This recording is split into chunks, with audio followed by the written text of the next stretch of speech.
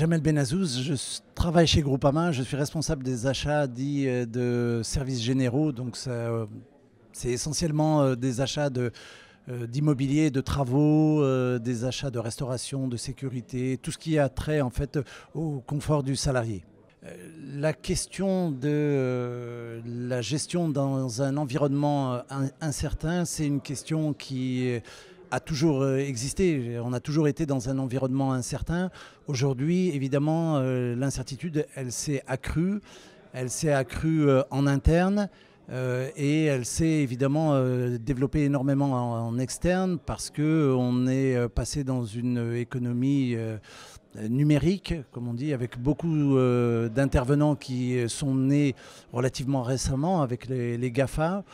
Et ça a amené aussi, avec les réseaux sociaux, une intervention du consommateur ou du client, du citoyen, qui n'existait pas auparavant. Et aujourd'hui, je pense qu'on a une vraie difficulté à maîtriser cette nouvelle manière d'intervention du citoyen, du consommateur, du salarié.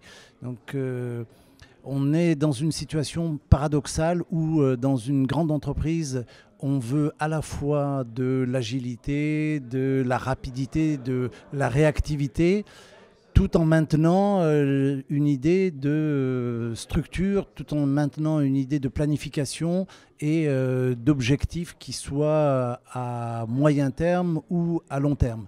Donc cette conjugaison entre une réactivité, une forme d'immédiateté qui nous est presque imposée et la nécessité absolue de maintenir un cap, c'est la difficulté qui est majeure et qui engendre en fait, je pense, beaucoup de questions au moins, voire du stress et des angoisses, parce qu'on sait que beaucoup d'emplois vont être modifiés. La manière dont nous travaillerons demain sera forcément très différente de la manière dont nous travaillons aujourd'hui.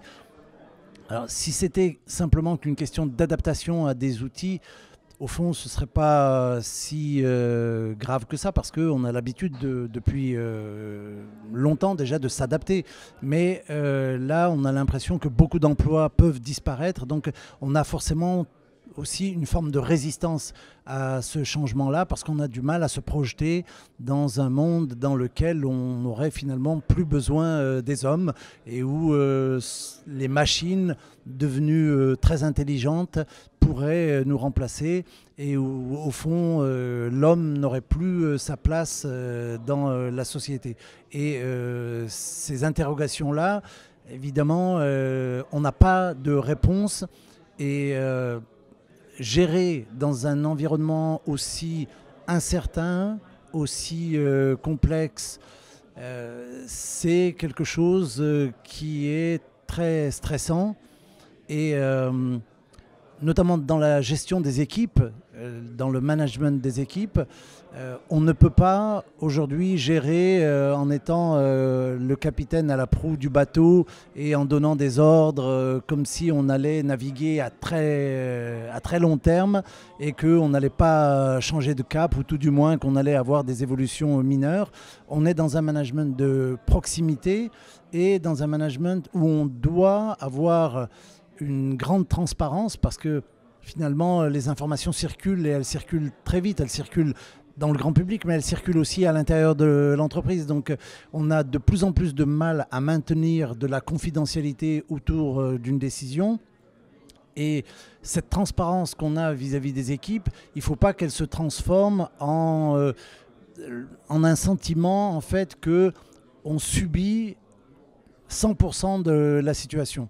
On est dans un management empathique, mais qui ne doit pas se transformer en une absence de fait de management parce qu'on dit finalement, vous savez, si je vous demande un jour quelque chose, le lendemain le contraire, le surlendemain ce que je vous avais demandé la première fois, c'est pas de mon fait, c'est l'entreprise et l'entreprise elle-même ne choisit pas vraiment ce qu'elle veut faire, c'est parce que les clients, leurs habitudes, leurs exigences évoluent constamment.